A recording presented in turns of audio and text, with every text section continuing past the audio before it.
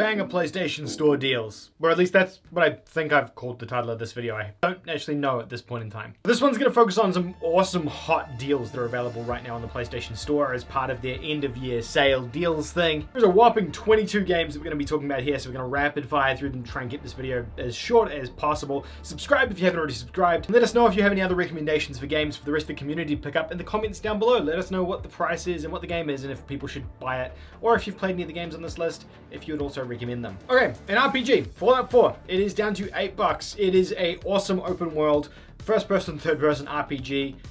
Fallout is great. If you played Skyrim, it is basically that, but sci-fi with guns in a post-apocalypse.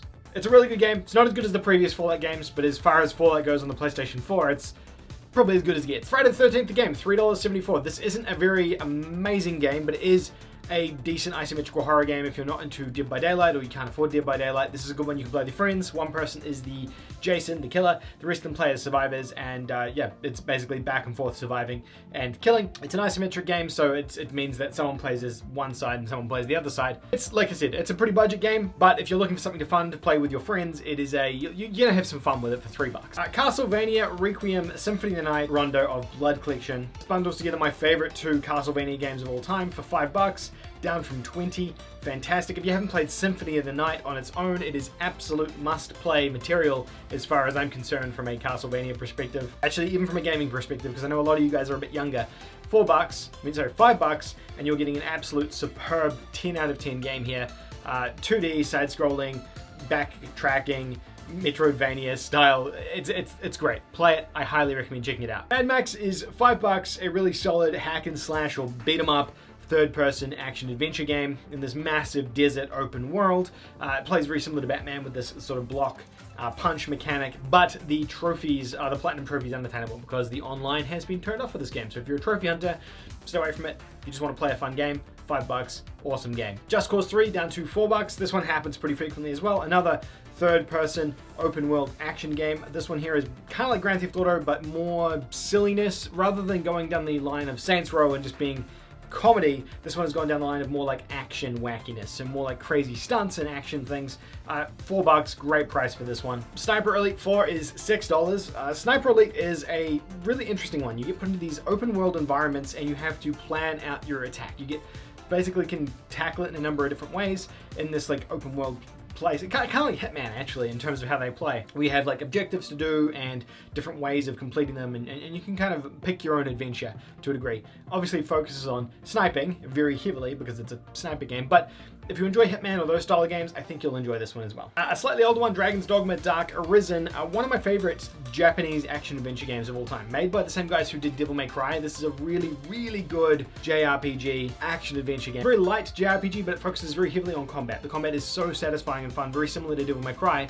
But imagine that in a massive open world JRPG. It's got an interesting story to it as well. Fantasy setting, obviously, if you're in that kind of thing. But yeah, it's great. The combat alone for this one makes this one a must pick up. But it is a little bit older, so you know, remember that too. Metal Gear Solid 5 just seems to be getting flogged constantly. This one's always discounted. Konami just keep discounting it.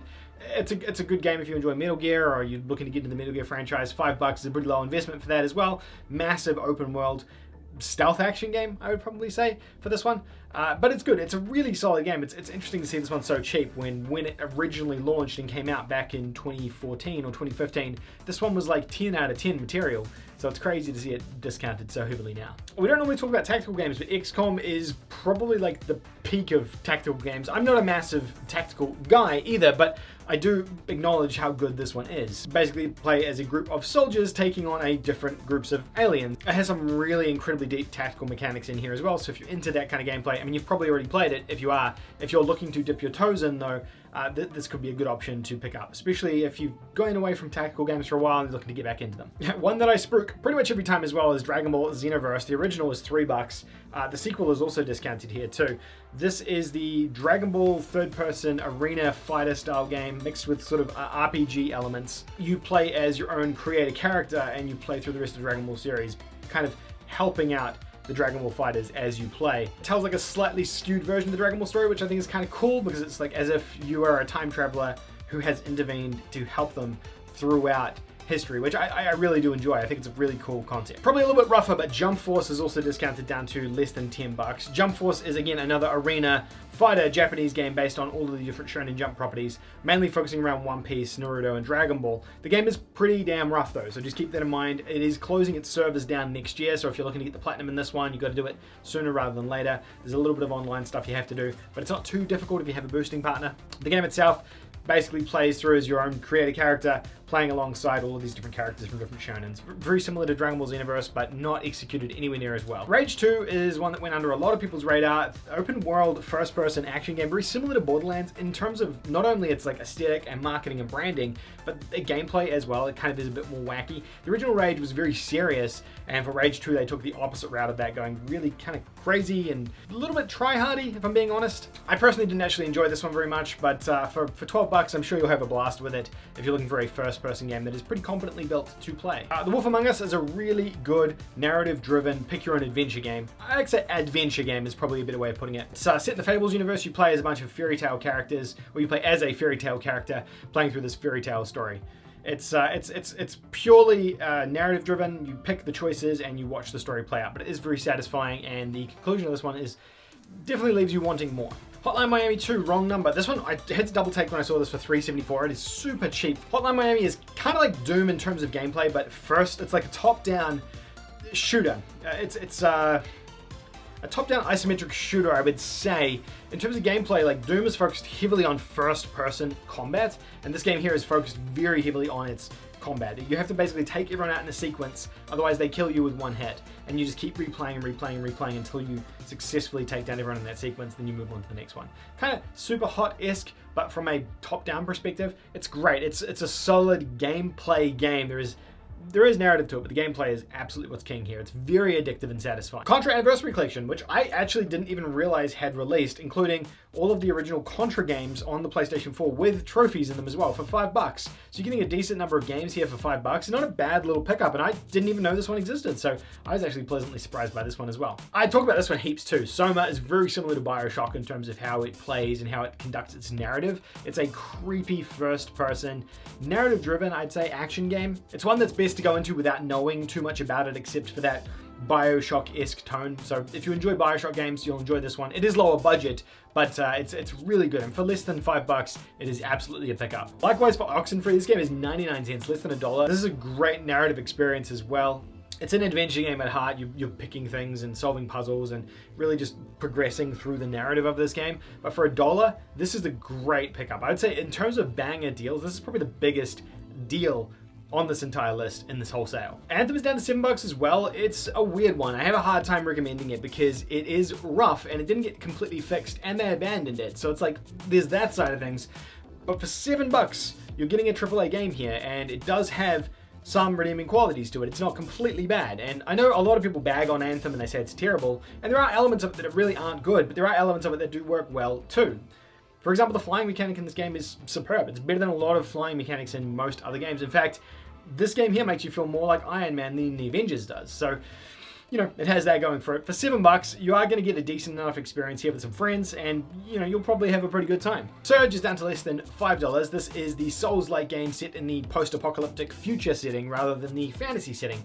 Again, I talk about this one all the time as well, so I'm not going to go into it too much, but if you like Souls games, I think this one's worth your time. Another one I mention a lot is Lichen Battle Mage. This is a first-person action game, probably more of a first-person shooter, but rather than guns, it is combat with mage abilities. You're a wizard, basically. It's less than $2, which is crazy cheap for this one. It was pretty rough when it originally launched, but I've been told they have improved it since then, and it is much more playable now. The artwork for this game also looks just really cool. I was hoping this would be like Harry Potter the game, and it's not, but it's still okay for $2. Erica is less than $5 as well. Another narrative game by Sony. This one here, very similar to the other narrative games, the Until Dawn, things like that, in terms of like how it tells and conducts its story and how you pick choices. Probably actually more similar to Telltale games in terms of how you puzzle solve and select choices and things. Pretty easy platinum on this one too. Shouldn't take you too long to platinum.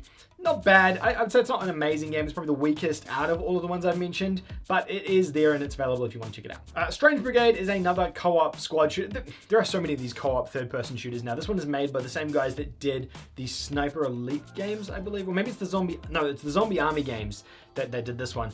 Strange Brigade down to $5. Rather than being zombie focused, well, actually there are zombies in this. It's more like an adventurer sort of focus. You're like looking for tombs and treasures and things like that as treasure hunters or adventurers, and then you have to kind of navigate through waves of enemies coming in. It's a fun co-op game to play with some friends. It's pretty boring to play on your own though, so keep that in mind. Let me know which of these games you have picked up from the sale, or which of these games you've played. Do you second any of these recommendations, or do you say, hey Josh, you're completely wrong. These recommendations are all wrong. Let me know in the comment section down below. Like the video if you haven't already, and subscribe to the channel. I'd really appreciate it. And I will see you in the next video.